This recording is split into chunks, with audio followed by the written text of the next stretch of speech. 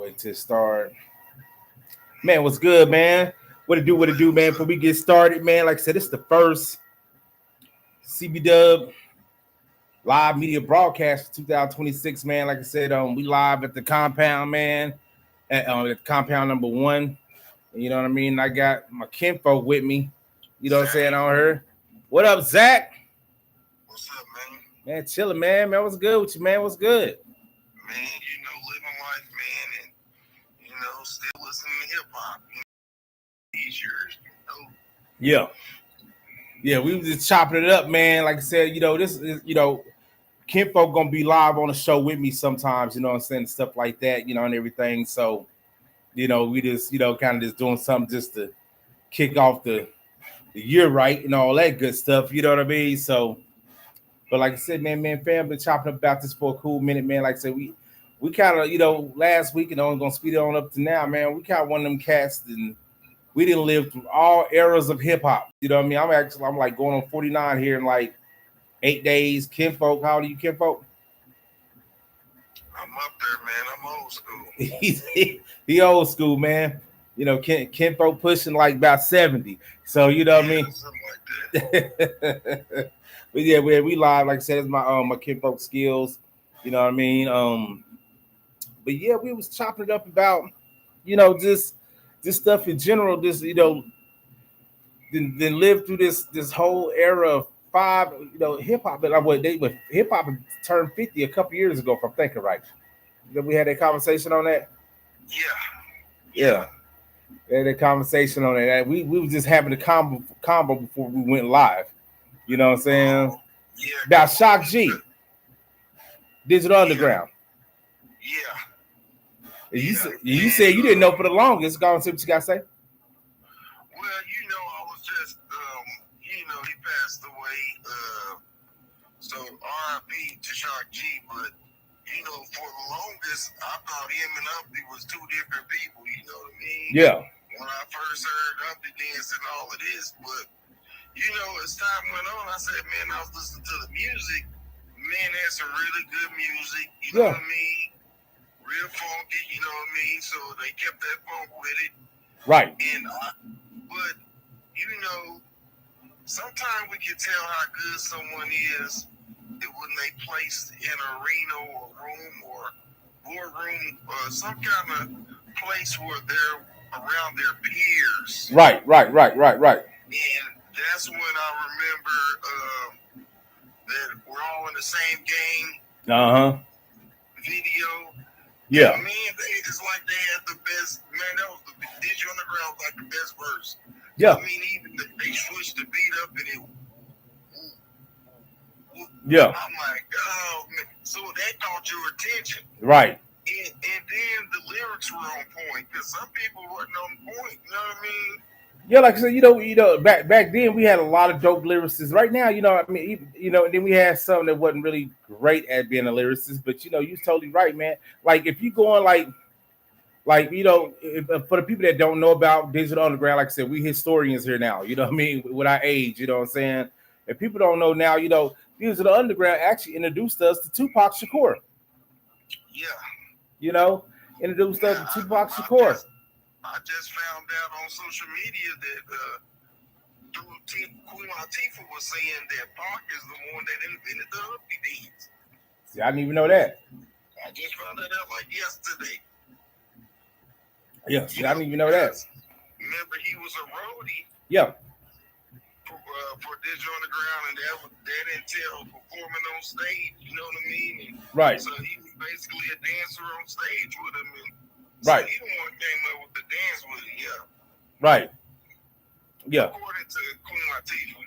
According to her, I don't want to say it like I was there. I wasn't there. Yeah, exactly. Like I said, once again, shout out to Queen Latifah. She's one of the, female pioneer rappers. I know it was more before her, you know what I'm saying, and stuff like that. But, since she was, she's actually still, doing music. I think she kind of ventured into doing like R&B music, if I'm thinking right. I know she still do some rap here and there, but, I know she did some R&B music and stuff like that. You know what I mean? So. Okay. Well, I did have an album. She had a Diane Horns album. Yeah. It was titled. Yeah, she titled that after her. necessarily an R&B. I think it was more like a urban contemporary or jazz kind of thing, because she did a remake of California Dreaming, and if I'm recalling correctly, that was originally done by the Mamas and Papas, but she did her take on it. It turned out well, you know what I mean? Right. So now I know it's a young generation. They know her for being on television. Yeah, right. Last I heard, it was Equalizer. Yeah, matter of fact, yeah, the Equalizer. Yeah, that's actually they did. That's that spinoff joint from when Denzel Washington did the movie. You know what I mean? Well, no. Hey, they ain't it. It was an Equalizer television show in the 80s.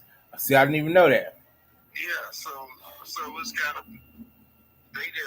we got a different version of an Equalizer now. Yeah, so that was from the 80s actually. See, I didn't even know that. I didn't even know that at all. You know, I mean, yeah, I'm trying to remember. You know, It was an old Caucasian dude. He was the Equalizer back in the 80s. Yeah. You know, I think we was watching that, bro. Was we watching that back in North Highland days or something like that? Or was that before then? It could have even been before then. You know what I mean? Right. But I remember somewhat. You know what I mean? Not like I was a big fan, but I know you're talking about now, man. That's why I said it's kind of like shit. You know, damn. You know, I'm like shit, boy. It's been a lot of, like I said, it's a lot of the movies that came out, man. Just speaking of movies, man, like, you know, we got to cover everything. Just speaking of movies and everything like that. You know, what is your movie that you was really into back in the days? Name all 5 of them. And I'm going to name my 5. Man, it's hard because there was a lot of them, bro. When I was a kid, I loved television. But once I got in my teens, I really wasn't into television. I was into sports and music, you know. But around my senior year, I seen a movie that was real smooth. It was Denzel and Mo Better Blues. I like that movie. Mo Better Blues, yeah, that's a classic. You know, and it was just about the storyline. How he was that dude, but he kind of took a fall, you know, for those that seen it. I'm not spoiling it for anyone that hasn't seen it, but the movie is quite old. Came out like in the early 90s, but he took a fall and then he kind of looked around and had to readjust himself. And, man, I was like, man, because sometimes, and this happens in real life where you might think you that one, you that person, and you could never see yourself falling off. Right. You see what I'm saying? And right. That's exactly what happened to him. You know what I mean? Damn.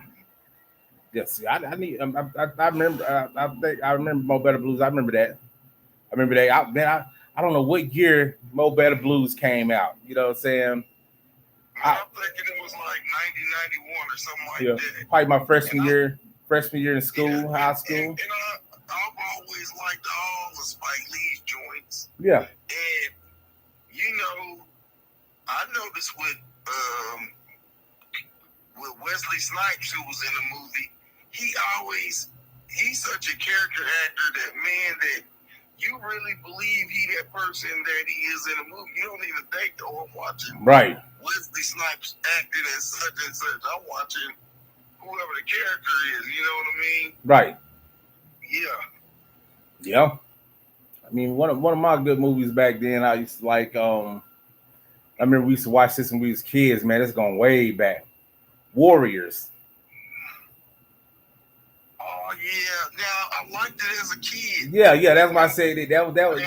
Now, this is what changed. You know what I mean? Okay.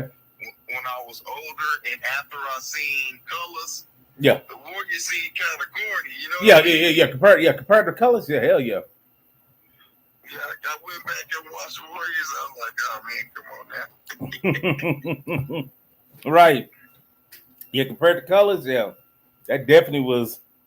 That definitely way different. You know what I'm saying?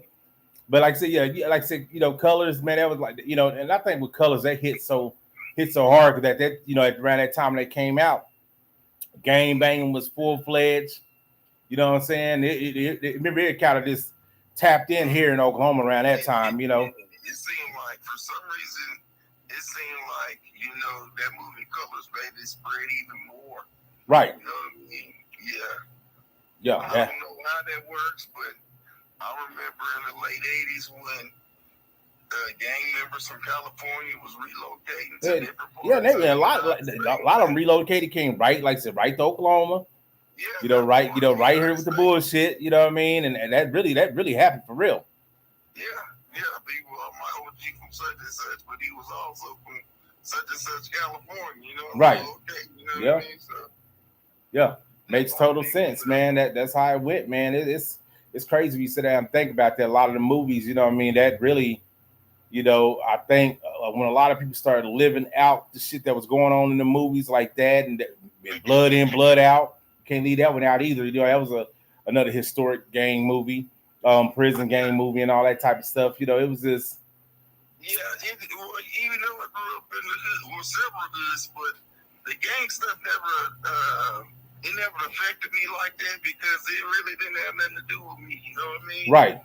But I do remember banging on wax. It was just like entertainment, just some people talking noise. Nowadays, it's not as, I don't think it's as serious as it used to be. Right. Like doing that epidemic that, you know what I mean, I don't care to say nothing about. Right. But I do notice that, dare I say this, to me, I remember like what wrestling championship wrestling used to be about. Right. How you had the good guys and the bad guys, and they was always beefing. Nowadays, that seems like what hip hop is. Yeah. Hip hop is like WWF now. You know what I mean? It's like, oh, this guy going against this guy. Oh, I like this guy now. You know what I mean? Right. Hip hop is like WWF now. You know what I mean? It's very theatrical. It's very soap opera driven. A lot of these beefs are very manufactured just to sell records. I'm like, man, is it a real beef? Like when I seen that Drake and Kendrick thing, I was like, And then people was making signs, and I was like, well, I've been listening to Drake. Yeah. I don't know Kendrick's music. I know King Kunta, and whatever that album. When I listened to the album, that was the only song I liked on the album. Right. See what I'm saying? So then I was like, nah. And so since that, I never listened to any more of his stuff. But man, Drake been putting out this and this and this. Some people say, oh, I don't like his voice or this. But I was like, man, the kid got talent. Yeah. You know what I mean? You can't deny it. Yeah, he didn't grow up like y'all. He was from Canada, so I'm pretty sure he had a different upbringing than what y'all did. You know what I mean? Right. Yeah, that's like, with that being said, like, we talking about Drake and Kendrick Lamar, right now. Who you think won that?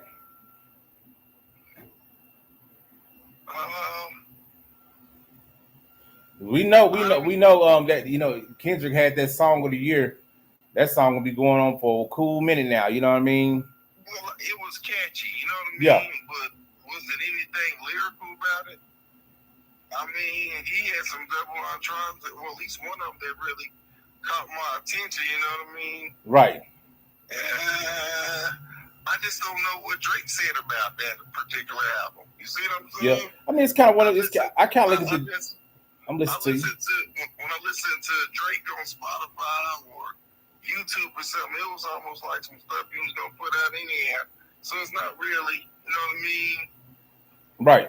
Like when he was doing that back-to-back stuff, you know what I mean? Yeah. So maybe he ain't in that kind of headspace, or maybe he just wasn't expecting that, so it kind of threw him off. Or I don't want to have the answer because I'm not him. I don't have those answers. So right. When they say it's the battle, me, I'm thinking, oh, this person has a song that I know about. That person has a song I know about. I only know about one song, and that's They Not Like Us. That's it. Right. I mean? It's kind of yeah. I look at it kind of like the cannabis. And then who was they? Yeah.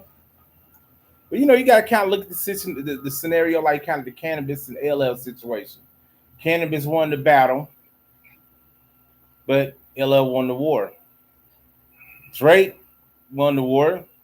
Kendrick won the battle. You know what I mean? Like I say, Drake gonna still sell out the kazoo. He's in that situation like LL Cool J. No matter win, lose, or draw, he's still gonna sell millions and millions and millions.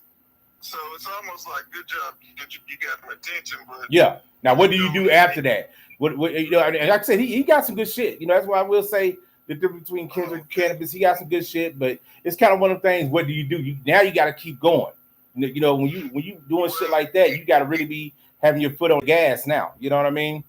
Well, when you look at Drake's catalog, man, he got a lot of material. Yeah. Plus, he probably got about 7 or 8 songs that's in rotation right now. 1 billion mark on YouTube.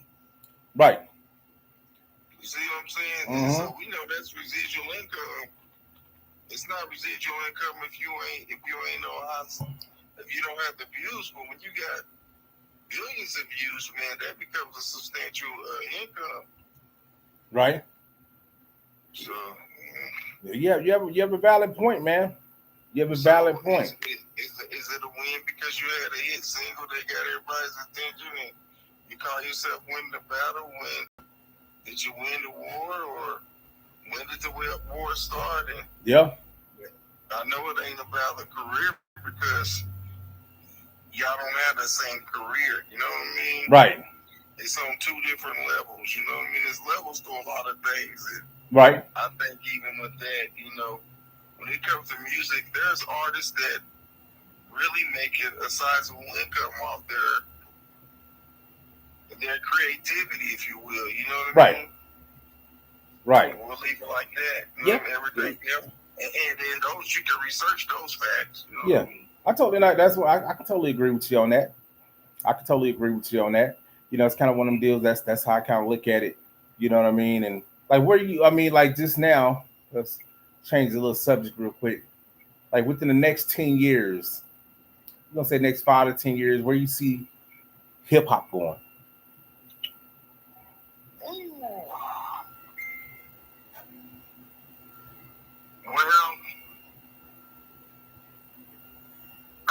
Well, I couldn't predict that. I don't know if anybody could, but I do know that a certain demographic that's listening to it the most right now are going to be a lot older in 10 years, right?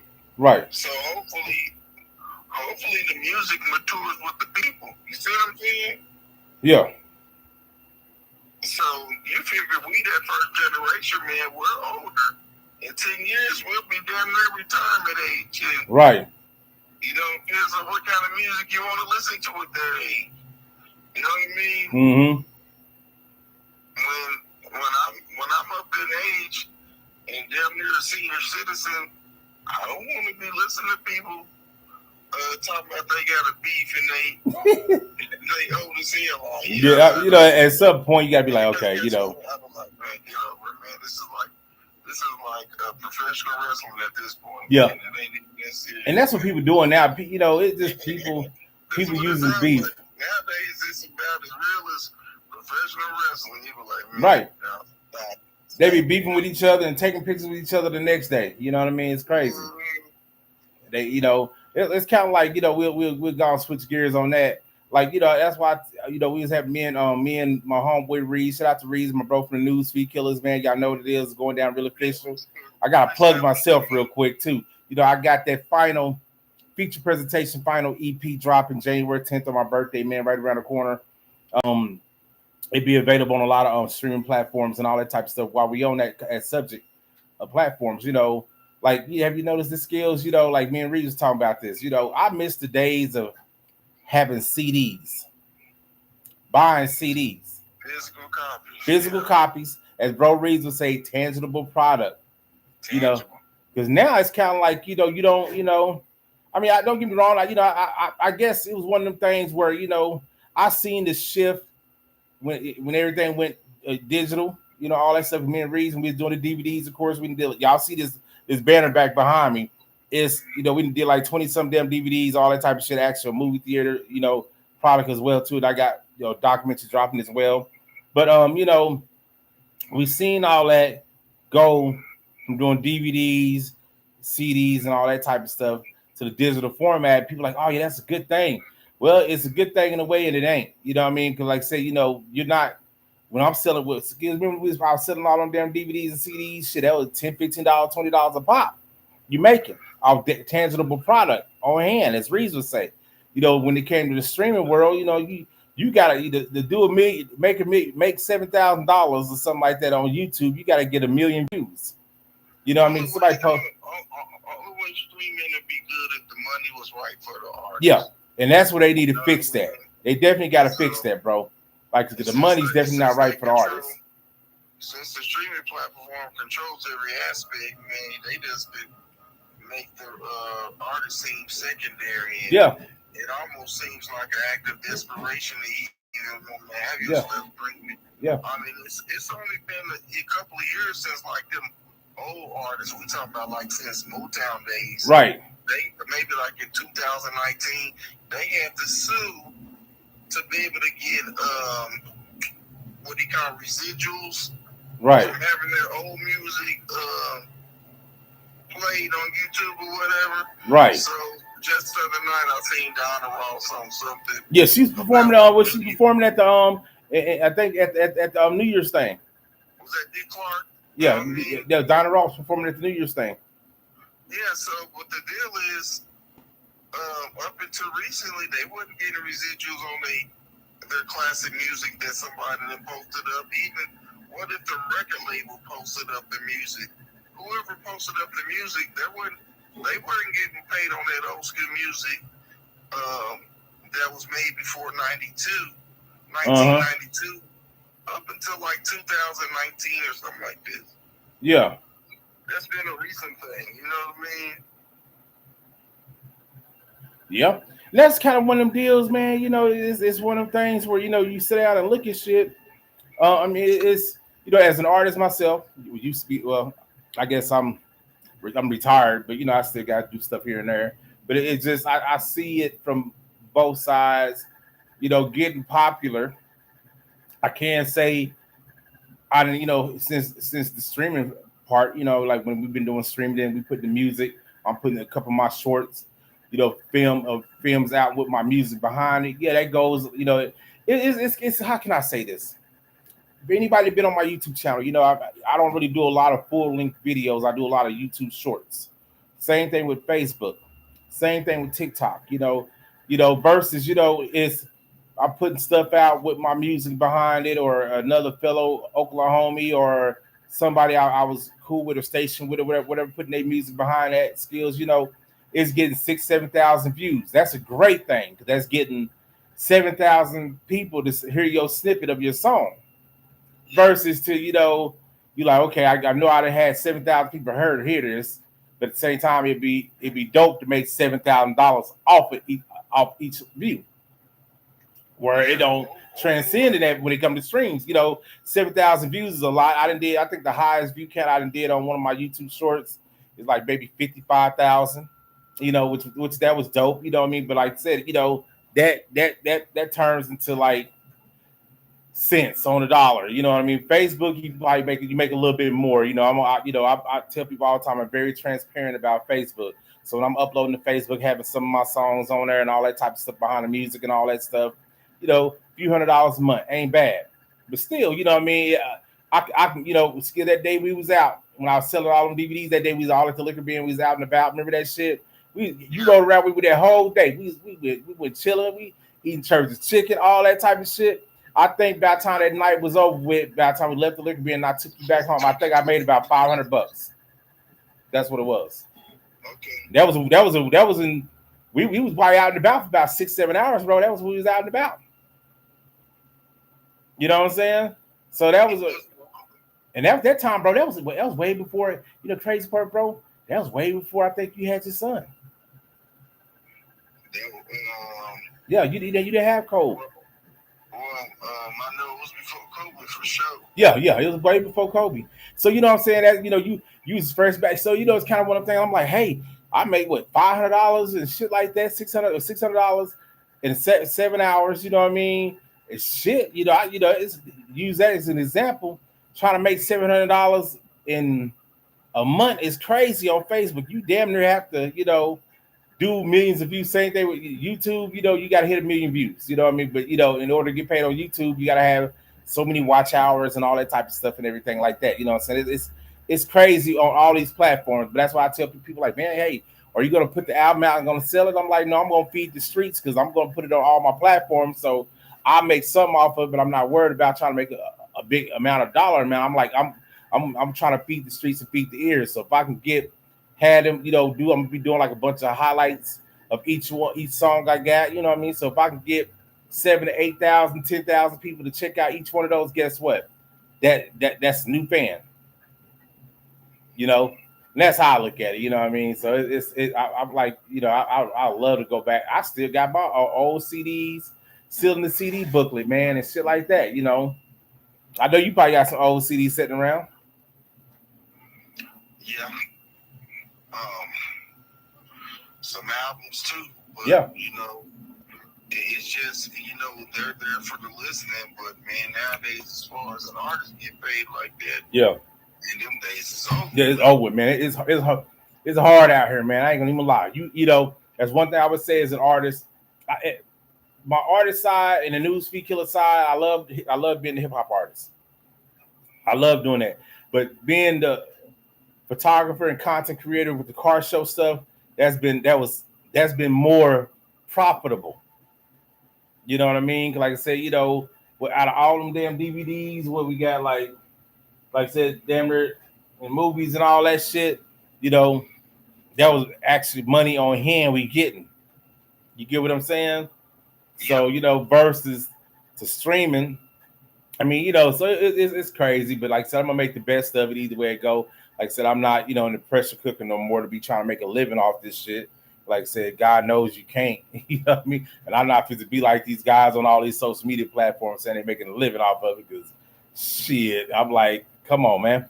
That is crazy. Salute to everybody that's tapped in on my YouTube, man. Y'all say what's up in the comment. Like I said, I got my cousin Skillz on the phone. I'm gonna be having them live in the studio. Like I said, I'm ripping and running. I'm actually off, and things like that. So, I'll be having Kinfolk live on a session with me and all that type of stuff, you know what I'm saying, and stuff like that. And we definitely, y'all gonna be like, man, like I said, because we lived through all 5 eras of this hip hop. Skillz 5 eras. Like I said, and out of our family, Skillz was like, I think I could say he's probably one of the first rappers, bro. Really, I mean, they was actually pushing it. You know what I mean? You know what I'm saying? So, I mean, that's kind of one of them things, man, it's like, man. So, we my cousin, he's a car guy too. He's a car guy. Y'all wouldn't guess what his favorite car is. You know what I mean? Let him know, Skillz. I like El Camino's and Chevelle's. Man, you El Camino Zach, man. Y'all on the phone with El Camino Zach. You know what I mean? El Camino Zach. I mean, what generations of El Caminos did you have? Did you have everyone that came every El Camino year that came out?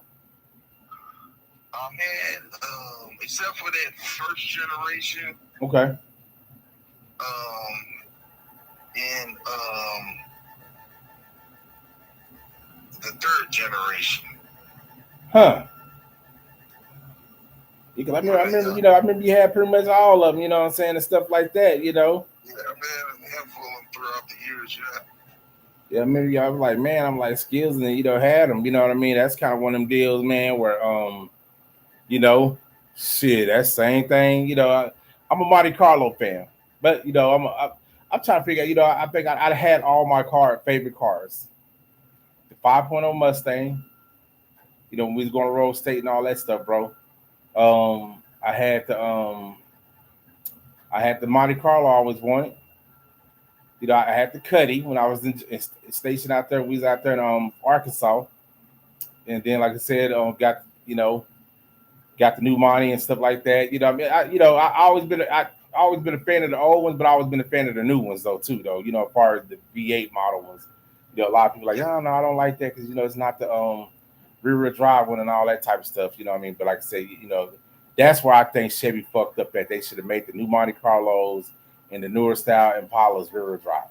They should have made it just like that. You know what I mean? And that's what they should have did. That'd have been dope. You know what I mean? So it's kind of one of them things where it's just that's just what it is, man. But like I said, we're gonna definitely be doing this more often. I'm gonna be every Friday. I'm having my kinfolk either on the phone or in person. So I'm thinking about, I ain't caught up with my kinfolk in person in a cool minute. I might pull up on him next Friday.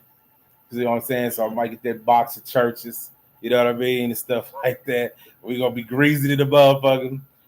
Nephew Kobe gonna be there. You know what I'm saying? Skillz, you down for that, man, next Friday? Skillz, I'm gonna get that 10 piece. You know what I mean? The jalapenos. You know what I mean? You know, 10 piece churches, the jalapenos. You know what I mean? We gonna, hey, like I say, because y'all really, like I'm telling y'all, in this, like I said, we just on here tripping, trapping. Like I said, we just really didn't. I had it planned to go live. You know what I'm saying? But I'm like, hey, I'm on vacation a little bit off and on. Then I'll be coming back. Then go back on vacation for my birthday. But we gonna really be chopping up about a lot of shit. Like I said, from entertainment, politics, all that type of stuff. You know what I mean? Like I said, me and my kinfolk that lived through all eras of hip hop. We done lived through we done lived through how many with presidents, we damn near, we lived through all kind of presidents in the seats. You know what I'm saying? The good, the bad, and the ugly. We gonna get on that right now, man. What what you think about number 47, man, or whatever you go by? Man, I don't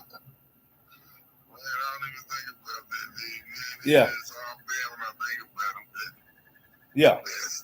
You know what I mean? So I was like, yeah, and that's why I tell people, if people, oh man, you should do it. I'm like, hey, this is his fuck it up tour.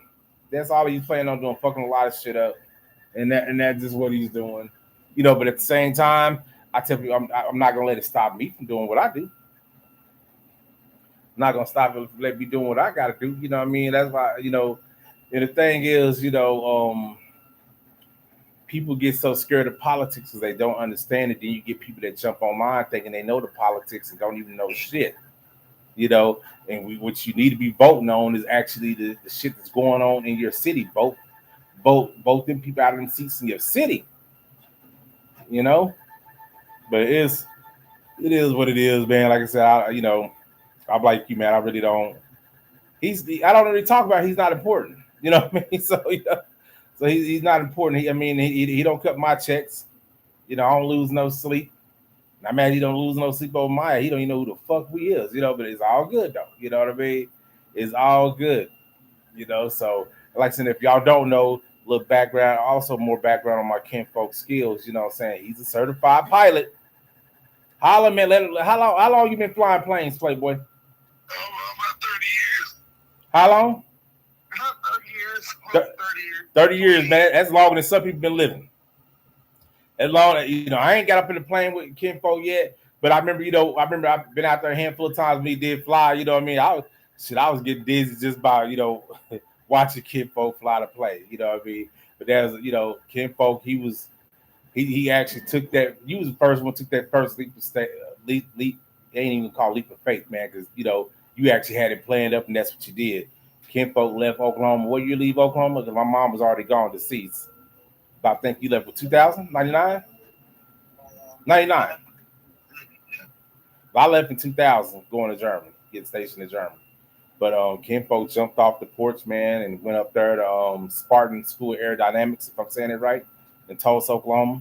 T-Town in the building 918. You know what I mean? And he's in them friendly skies, man, and stuff like that. And he's also one of the guys that's been, him and my homeboy Freddie TKO, they was one of the guys as people that was very instrumental in me doing podcasting and radio. You know what I mean? Really, all that stuff, because I was originally, I was actually going to go to T-Town. Remember that broadcast school? We had American Broadcast School up there. Remember that? Yeah. And you know what I mean? And at that time, I met my wonderful ex-wife, Miss Krista, you know what I'm saying? Shout out to her. And my mom ended up passing too. So, that kind of changed directions. But at the same time, I said I still ran with the plan. This guy that's on the phone right now is one of the main key factors why I'm able to do podcasts and doing what I do in radio and all that type of stuff. You know what I mean? For a while, I was lost in the sauce. I was just worried about hooping, going to work, hollering at the chicks. You know what I'm saying? So, but like I said, if it wasn't for him, y'all wouldn't be having no CBDub media, the radio personality, all that type of stuff. Shout out to my kinfolk DK. If it wasn't for him, y'all wouldn't be able to get all the media content and all that type of stuff. He put me in the photography game.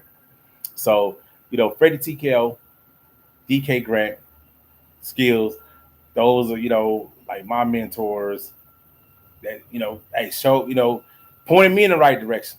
So that, and that's what we're getting, man. Like I said, but yeah, my kinfolk, he also traveled the world, man. You know what I'm saying? You was Air Force too, right, Skillet? Yeah.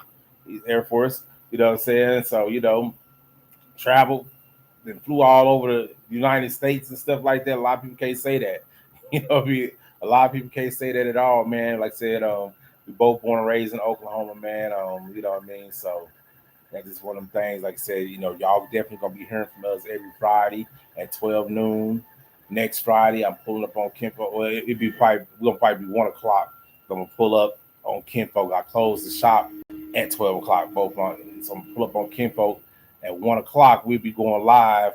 That's why I gotta make sure I change that. We'll be going live on Fridays at 1:00 from 1 to 2. We're gonna be on there. I'm getting the churches this go around when I pull up Friday. You know what I mean? So y'all gonna be hearing a lot of shit talk, a lot of chicken grease flying everywhere. But you know what I mean? Y'all gonna get that real. Like I said, we done lived through this 5 eras of hip hop, man, and seen it all. Like I said, we might. I don't know if we can get Felton to drop a freestyle next Friday. We ain't gonna even worry about it. If he do, he do. If he do, y'all gonna get blessed. You know what I'm saying? But he definitely gonna hit you with that game. He definitely gonna hit you with the king of the one-liners. Is that right, Skillet? They come and they go, but usually they just come off real quick, though. You know what Oh I mean? man, that's crazy. But so that's just how it is, man. So, but yeah, we just tuned in for a little bit, man. Like I said, we'll definitely be going live, man. Like I said, we talk so much about hip hop and everything and this in general. Matter of fact, we hold up. We had this combo, and I know a lot of my East Coast fans gonna probably be mad at us, but we had this combo. Really, we be having this combo all the time. I like to ask everybody, you can't. I mean, every artist is great in their own right. But you can't say everybody great and they're a legend if they only have one album out. Unfortunately, we had a lot of these MCs that their life got cut short, so they was only able to put one album out, and they probably went to a lot of studios and did a bunch of freestyling and all that type of stuff in other studios, and that's how a lot of these, post albums get dropped because they just collecting little verses people done did here and there, and that's you really pay attention. You know what I mean? We was saying that about Biggie Smalls, Big Pun. I like both artists. You know what I'm saying? We'll name off a bunch of other artists that only got when some of them's living. They only got one album. That don't make them great. But some people, they dropped that one dope album. You know what I'm saying? They passed away or whatever happened. Then you had some that dropped that one dope album. They never been able to recover from it. It's been a gift and a curse. I'm gonna use for example Bobby Brown. Dope ass first album. He never came back from that. I mean, that album was so dope that anything he put out after that, that's the first that they say, hey, it's not like the first album. They were still, like you saying, Skillet, they were still playing the first album. Like we was talking about Sir Mix-a-Lot. Remember that? Everybody, when you hear Sir Mix-a-Lot, the first song that come to your mind is Baby Got Back. Right or wrong, Skillz? Yeah, that's the one people think about. I think that's his second album. Yeah, but what I'm saying, but when you say Sir Mix-a-Lot, the first song come to their mind is Baby Got Back. They ain't realizing he got a lot of hits. Name some of them hits, Skillet. We were just talking about that, Remember he had beepers. Beepers. Put them on the glass. Yeah, put them on the glass. I think Squirt Ass Rap was one of the first ones that we heard. Yeah. We bumping the hell out of that in North Highlands. I never forget that. So it's that thing, you can get, I mean, that's kind of like the gift and the curse. that one song be so good that you'll overlook all the other great songs. Because I think that Baby Got Back was so commercial that it's still commercial. It's commercial now.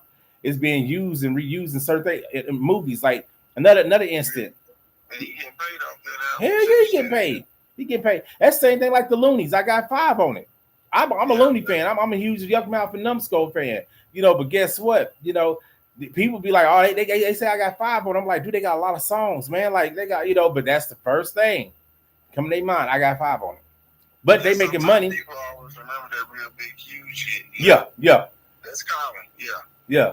So it's kind of one of them things, it's one of them deals where people just, and it kind of goes like that. I mean, I remember as myself as an artist, as an underground artist, I remember people all the time back in the days used to be like, man, I still love that Hate Me Now, Love Me Later. That was one of my favorite songs too, you know what I'm saying? But I thought I had a lot of more other songs than that, but I guess that was probably that and big old nigga music. You know what I'm saying? I did several remixes of that. So that's kind of one of the things, it happens. You know what I mean? So it's just, I think people go by what they mind remembering what's catchy. But Sir Mix-a-Lot, I remember we used to play the hell out of that damn tape, but they didn't have CDs then. We was running the hell out of that tape so much that the damn thing broke and we taping it back together. So it was one of them deals where you just like, damn, when you think about it, like we were saying that last week, Skillz, we were talking about this like the last 2 weeks. We were like, damn, he had way more songs than that. You know what I'm saying? Put them on the glass out there, but we sneaking watching, put them on the glass, because remember that was an X-rated video. You know what I mean? we said, you know what I mean? You know what I'm saying? Boy, and that was the thing. You know what I mean? Then square dance rap, all that type of stuff. It was crazy because he was using that voice thing, rapping in the chipmunk sound on some of the verses. So it was just, he was really ahead of his time, man. You know how we got to talking about Mix-a-Lot? What is that? How some people had certain singles that lasted longer than one summer. Right. And my posse on Broadway, it seemed like people listening to that for like two or three summers straight. People still listening to that song because it just had that sound. And there's a couple of other artists that had songs like that where they had a hit so big that you was listening to it like it was brand new, like a year later. I Got 5 on it was on another one. Yeah. It lasted a couple of summers, you know what I mean? I Got 5, and they really popped back up when they really start legalizing weed in a lot of the states. That's when you start hearing I Got 5 on it.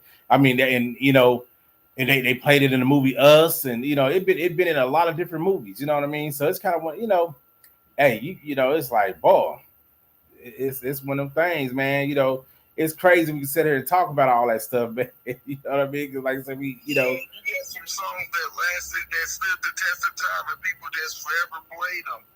It's almost kind of akin to like a Christmas time. You automatically think Mariah Carey, that song. That's it. I mean, she got a lot of other songs, but that's what they think. Yeah.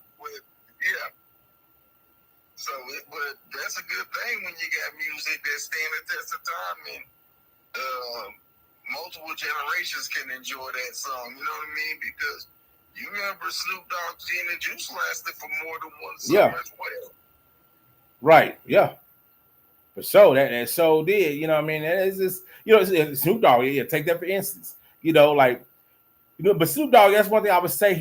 Even though he had the big hits, he always stayed consistent though. I mean, everybody do too, but he really be grinding. So you always gonna be like he can't hit after hit like Dr. Dre. You can do Dr. Dre. You're gonna be like Dr. Dre got a crazy catalog. That's the first thing. You'll say one song, but you're gonna be like he got all these other songs because Dre, he got hits after hits after hits after hits after hits.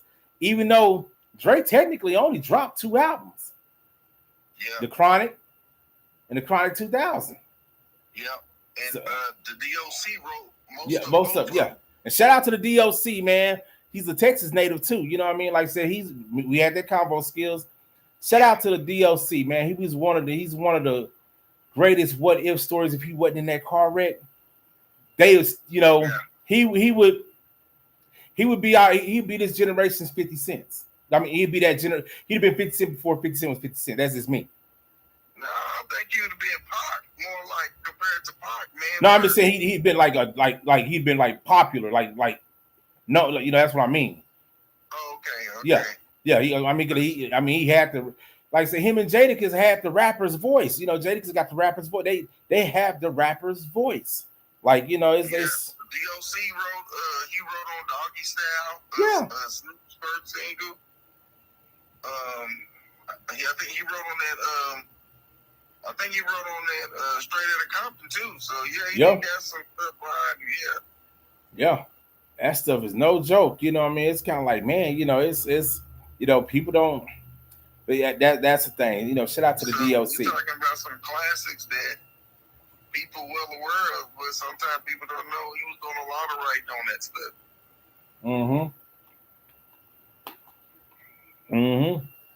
I said, shout out to the DOC, man. Shout out to the DOC. That, you know, his pen game was crazy. That's what they be sleeping on. He had a cold pen game. You know what I mean? Ice Cube got a cold pen game. Yeah, man. You know, they sleep on him. You know, because I mean, you know, he ain't game, but I'm like, guess what? He always supplied the shit to the streets. You know what I'm saying? And that's what he did. You know what I mean? He got every project he dropped is banging. And when you say NWA, you're really talking about Ice Cube. You're really saying Ice Cube. He was. Yeah. I mean, that's just being real. You know what I mean?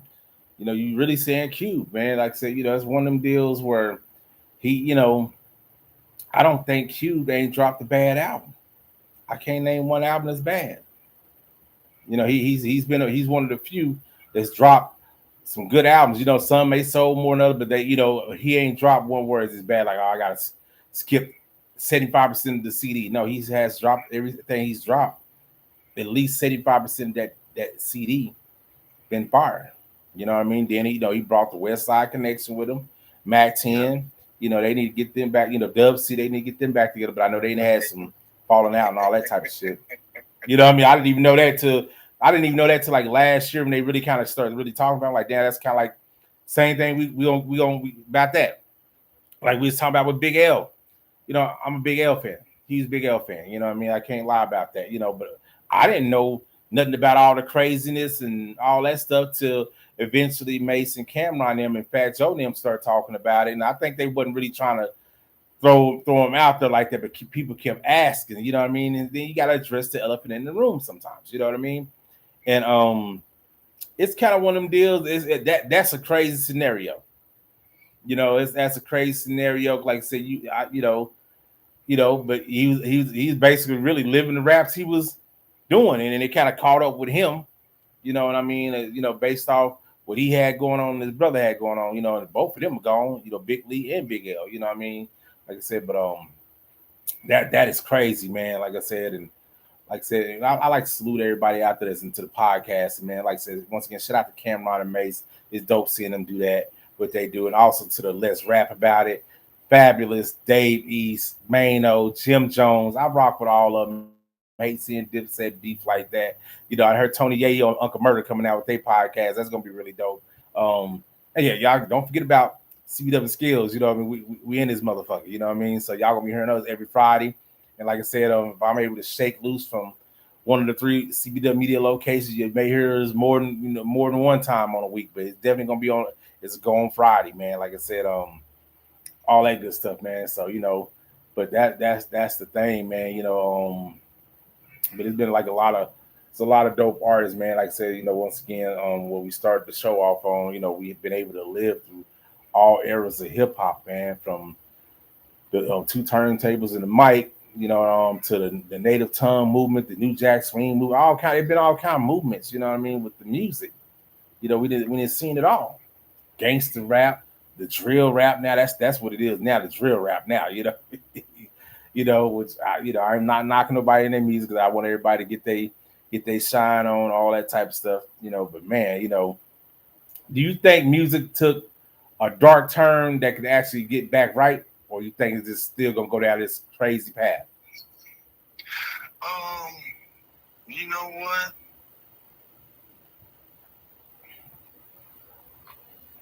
Your honest opinion. I don't want to say a dark turn or crazy. I wouldn't label it like that. I think, that as generations go by,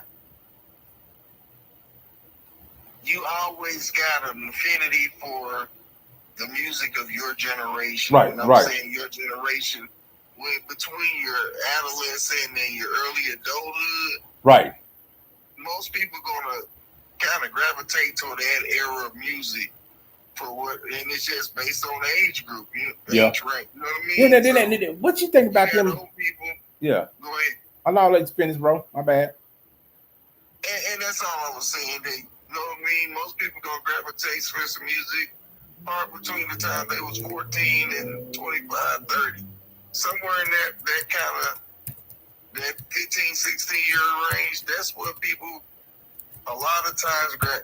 And even when they older, they sometimes, as you get older, sometimes you don't want to hear the new stuff. Yeah. You still got that nostalgia for, okay, when I was becoming of age. Yeah. Okay, when I was a young adult, you know what I mean, before I had all these different responsibilities. Right. That's the kind of music that a lot of people tend to still gravitate to for whatever reason. Right. I don't know the psychology beyond all that.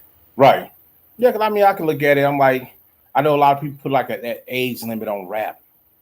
I mean, as I tell people all the time, they don't never put an age limit on none of any other genre of music. When they put it on rap, I tell people all the time, I got better as I got older. I tell people all the time, that's the same thing. I look at it how with Jim Jones, he got better as he got older. There's a lot of artists that came out around that time when they young. Well, me and him, we all the same age too. Got better as they got older. And then people be like, man, why they still able to go hard? They still doing. I mean, I can tell people now I can drop something. I can be adjusted with the time. You know what I'm saying? So I don't know why they put like an age limit on rap. Now the motherfucker after this talking about shoot 'em up, bang bang, and all this type of shit, and snorting coke, doing all this weird, crazy, weird shit. That shit is dumb. You shouldn't be rapping about that shit at the age of 40, 50, 60 or whatever. You know what I mean? Like I say, we got to think about it right now. The elite producers and the rappers are all 55. DJ Quick just turned 55 2 days ago. Jay-Z, I'm just being real. Jay-Z like 65. You know what I'm saying? So I mean, yeah, he's 65. He looking and he is. He been still. He can't be lying about his age. He's 65. I could be wrong. All jokes aside, But all them guys, they all 55. Eminem like 55 or something like that. You know what I'm saying? All these guys, are like mid 50s now. And some of them still dropping good beat. I know Snoop like damn near 55. Or something like that. So they all still dropping good elite music. You know what I mean? And appealing to the audience, but at the same time, hip hop always have this age gap that they want to put on it. I'm looking at I'm like, I don't want to hear nobody my age, 48 going on 49, rapping about shooting up the block. I don't think that, I'm not gonna even do that. I'm not living like that. I'm not even out in the mix like that, anymore, nothing like that. So, it'd be pointless. Now I get that part. You know what I mean? And things like that. Now, I'm just looking at it. I ain't saying you can't rap about the struggle because you can. Because some people still going to be living in the struggle. Some people, that's just how they, I narrate. If I'm doing the few tracks I did for the EP, that was kind of basically my narration from what I came from up to now. And things like that. So, that's like when I dropped the Strange World snippet. That was being real. I got a job, but the job don't pay me. We go out late and be drinking with the crazies. I throw my finger to the guy to be showing love to the guy because it's crazy. God made a strange world. You know what I'm saying? He got a 9 to 5, but the job don't pay me. Sometimes I'm working at 9 to 5 and we still broke to the motherfucker. You know what I mean? Knock on wood, Skillz. Me and you, we've been able to retire, man, and stuff, do what we do. But I mean, we work like shit, 30, 40 years. Well, we ain't worked 40 years. That's been 10 years. Well, you know what? We've been working since we was 15, Skillet. So, you know what I'm saying? So, so I tell people I do music off experience, not, and how I'm living. I can't rap nobody else's lifestyle. I'm not just do all that. And that's the problem, I think, with hip hop. I think people be, they put that age limit on it because some people be rapping somebody else's shit and how they living and all that. So, But yeah, man, Skillz, man, where they can find you at? You got any social sites you on, man? Let them know they can find you at. Before we get up off here. They can't find me, man. Man, he incognito, man. You know what I mean? So you got to find him on the podcast, man. CBDub and Skillz, man. You know what I mean? Every Friday, 1 p.m. to 2 p.m. You know, we're gonna be on there chopping up music, hip hop, entertainment, politics, movies, anything, nostalgia, all that type of stuff, man. And about to log off this joint Skillz, and I'm gonna hit you right back. Let me go and say this so this can go and get uploaded, man. Say something to the fans, brother. All right. Happy New Year. Y'all be good. That's what's up. I hit you right back, Playboy. Bet.